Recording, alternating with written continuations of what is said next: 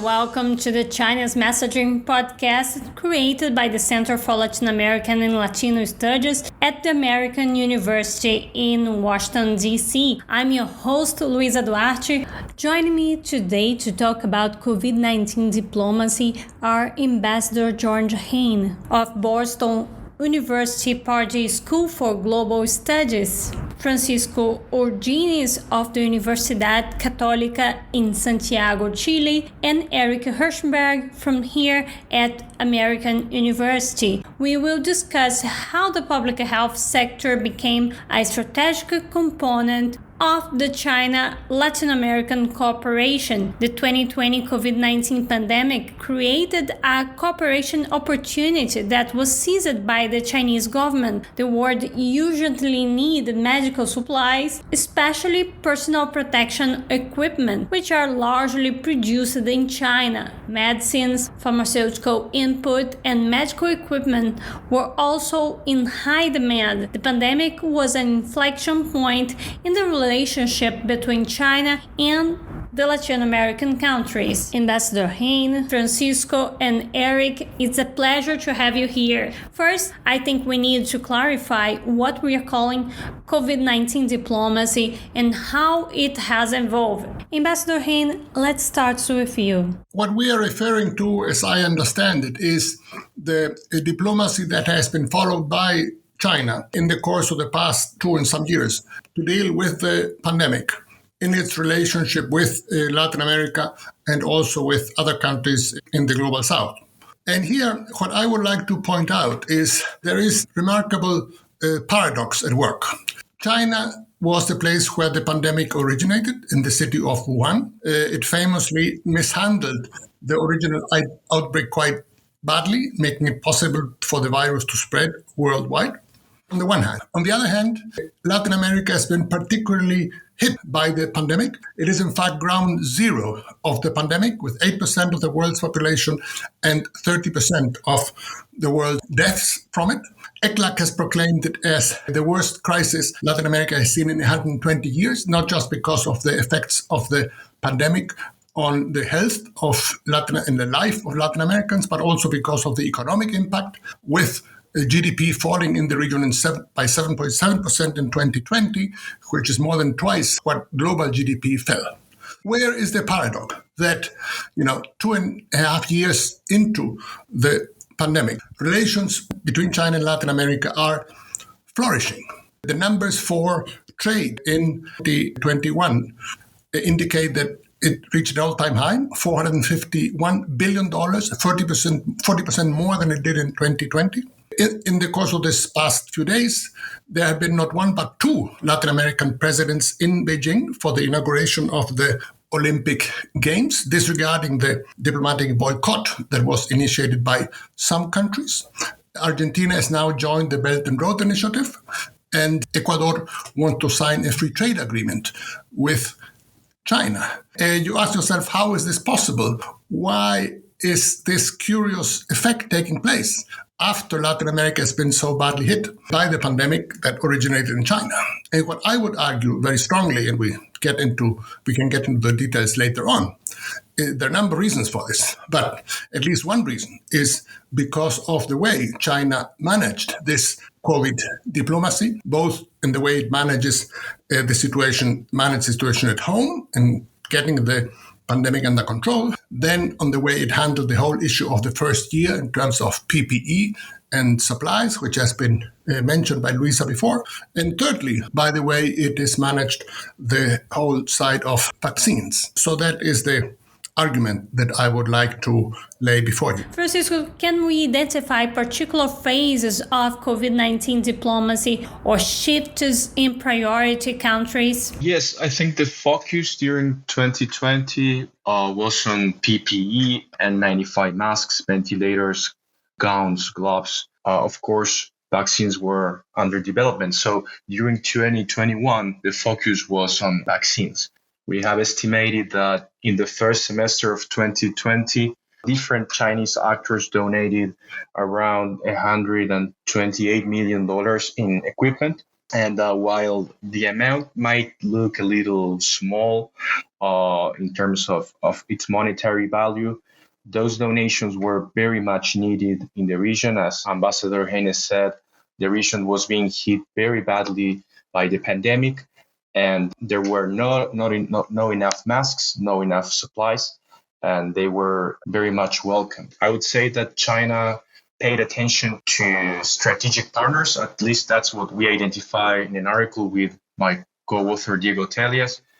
Strategic partners were received more donations, ceteris paribus, and countries with donations with ties with Taiwan received almost zero donations, Paraguay and Guatemala. I would say that China's role of good provider tried to provide public goods, and health is one of them. And some countries receive a huge amount of vaccines, the Dominican Republic, El Salvador, and then there are countries in which more than 70% of all vaccines have come from Chinese labs, such as Chile, where I'm based.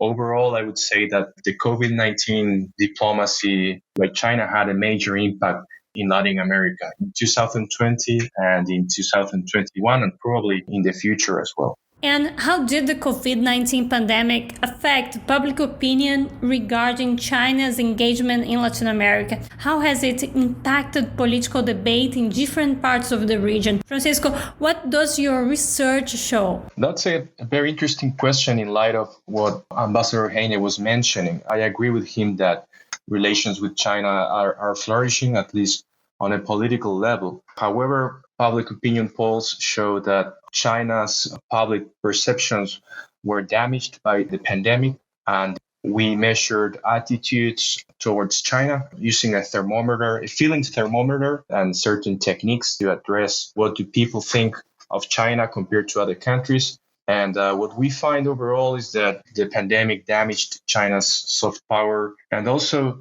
we find that people who received Chinese vaccine, 1 or 2 jabs, did not improve their perception of China. So at least on a public opinion level, this so-called COVID-19 diplomacy had no effect. However, it's very important to mention that there's been a huge role of media in all this.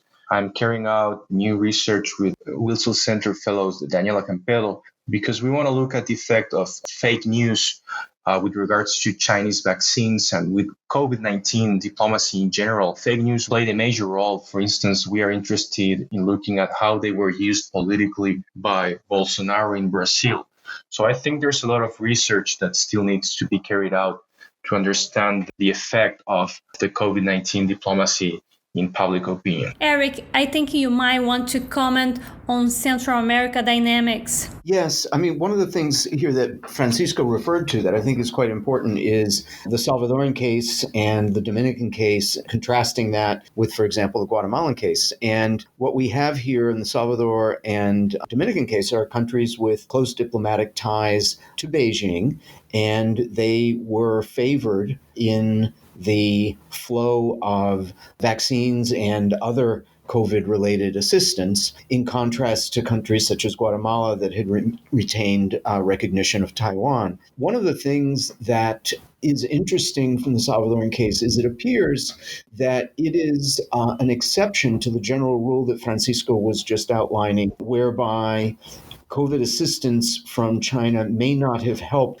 to enhance the favorability of China vis-a-vis public opinion in the region. I think El Salvador seems to be an exception. And one hypothesis that we have is that the degree to which perceptions of China's role in COVID assistance, the degree to which that is conditioned by the popularity of governments that have strong ties to Beijing.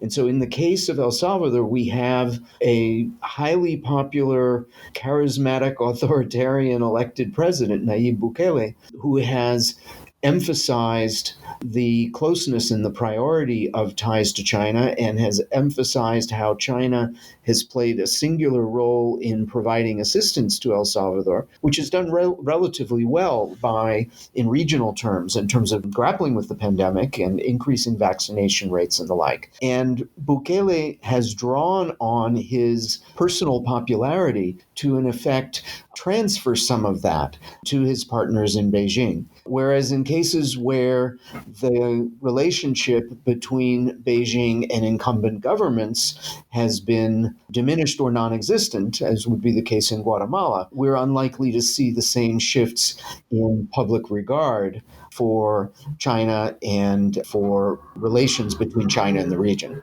And to what extent has COVID-19 diplomacy reflected the so-called wolf warrior posture adopted by Beijing? And is this having an impact on international engagements of Latin America and Caribbean countries? Francisco. Yeah, I would say that COVID-19 diplomacy in part tried to revert some of the damage that concept of wolf warriors caused, and assertive China generated fears and concerns.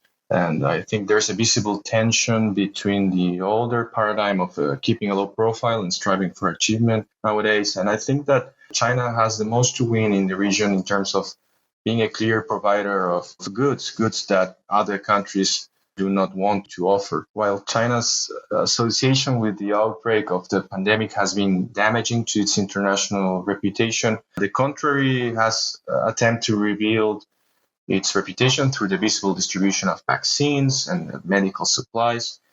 And I guess the Chilean case is useful. I work on a paper to understand China's health diplomacy in Chile, and the Chinese ambassador at the time, Xu Wu, played a secondary role. The Chinese embassy in Santiago played a secondary role. Donations came from a wide array of different actors, including companies and civil society. And he had quite a high profile in Chile, and he ended up stepping down less than 3 years after his arrival. And the current ambassador, I would say, has a much more low profile. He's a former vice mayor in the city of Chengdu in Sichuan province, where Chile just has opened a consulate to promote trade relations with Western China. So I think that's very positive in terms of engaging and focusing on the mutual benefit of trade relations and trying to lower the importance of political discussion nowadays. If I can just jump in here, it seems to me that one of the central themes of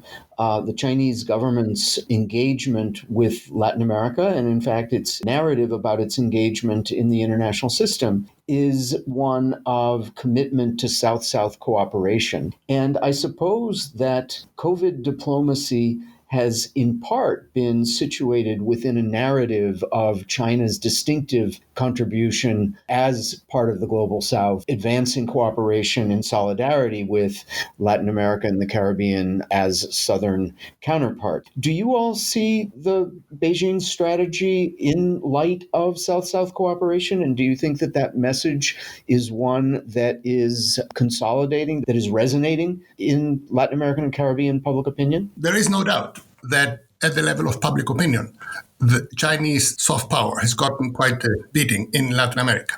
That said, in terms of decision makers and policymakers, what they want to know is who can help them when they are in dire straits. And if we get out of the weeds for a moment, the narrative that was installed by China during the pandemic was, we are here to help you. We will produce the PPE, we will produce the vaccines that you need, and we will make them available to you. In some cases, not necessarily as a donation. We will sell them to you. But at the time, countries were and governments were eager to get whatever they could get their hands on. On the other hand, if we compare this narrative to the one that came out of the United States and the one that came out of the European Union, basically the competitors, let us leave aside for the moment India and Russia, which fall in their own separate categories. In the case of the United States, the narrative was one of vaccine nationalism, and we'll take care of ourselves first. And the case of the European Union was very much one of economic recovery and of with little or no concern for the rest of the world. So in terms of, Latin American decision makers who have to make choices, where to go, which doors to knock, it seems to me that the balance 2 years later is pretty straightforward as to, where they can go and actually get some help.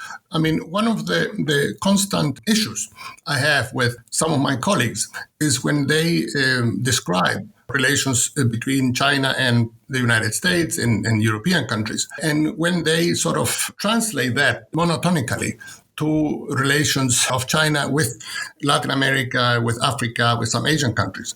And I would argue there's a very different dynamic at work. For countries like ours, our challenge is development. We are not in a strategic competition with China. That creates a very different dynamic from the one that exists between the United States and China, and even, you could argue, with the European Union. So in that sense, I would subscribe what you were saying, Eric. I think China looks at the global south with a certain perspective, with support and cooperation at various levels, particularly in terms of trade and investment and finance. And in that sense, I think that message very much resonates. Ambassador Heine, you have recently added a book that calls on Latin American governments to follow a strategy of active non-alignment in the international system. How would that impact the way in which COVID diplomacy might evolve? I think it has... The book has resonated quite widely, if I may say so, among other things, because it is so pertinent to the current dilemmas that Latin America is facing. Why do I say this? Because in these couple of years, Latin America has not only been buffered by the pandemic, it has also been caught between a rock and a hard place in these growing tensions between the United States and China. And therefore, the choices that have to be made are, very significant and very important. And we have found out is that a lot of statesmen, a lot of foreign ministers, a lot of presidents these days may not be using the term that we have put on the table, active non-alignment, but they are in fact practicing it quite actively. I mean, if you think about it, the fact that as I said earlier, for the Olympic Games inauguration in Beijing, we had a president on the left, you could argue President Fernandez of Argentina, and a president on the right, President Lasso of Ecuador, both with some very serious agendas in Beijing to do business. You look back at what happened in December, when you had the Summit of Democracies in Washington. In a few days before that, we had another conference which received less play, but I would argue was also very significant. This was the China CELAC Ministerial Conference with the participation of a large number of foreign ministers. And many of Latin America's government saw no contradiction between being present both in Washington at the invitation of President Biden and in Mexico City to participate with China in this third ministerial forum. What we are seeing is the sort of application in practice of this principle, of this doctrine of active non-alignment, in which governments, both on the right and on the left, realize that the worst thing they can do is to actually opt for Washington or for Beijing, and that their best bet is to look for their own interests and deal with both powers as best they can and not let themselves be hoodwinked into choosing sides. I would like to thank you for listening to China's Messaging Podcast. Thank you also to our speakers. In our next episode, we will talk about another aspect of expanding cooperation between China and Latin America and the Caribbean: public diplomacy. These podcasts are produced by the American University with the support of the Institute for War and Peace Reporting, with funding provided by the U.S. Department of State. Follow us on Twitter at AU_CLALS and keep the conversation going.